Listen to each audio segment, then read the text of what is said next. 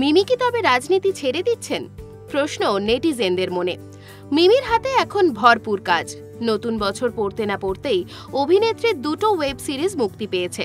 অন্যদিকে সদ্যই শেষ করলেন আলাপের শুটিং। তাছাড়া শোনা যাচ্ছে আগামীতে নাকি তাকে একটি বাংলাদেশি ছবিতে দেখা যাবে। সেখানে তার বিপরীতে থাকবেন শাকিব খান। মিমি চক্রবর্তী এখন তার পুরো সময়টা অভিনয়কে দিতে চাইছেন। কিছুদিন আগেই একাধিক পদ থেকে ইস্তফা দিয়েছেন মিমি চক্রবর্তী। সাংসদ পদ থেকেও ইস্তফা দিতে চাইছেন তিনি।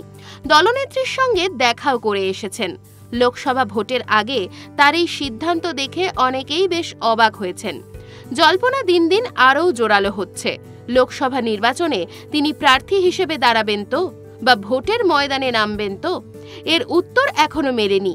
এই বিষয়ে মিডিয়াকে দেওয়া একটি সাক্ষাৎকারে অভিনেত্রী জানিয়েছেন, এখন কি হবে না হবে সেটা সম্পূর্ণভাবে সময় এবং পরিস্থিতির ওপর নির্ভর করছে।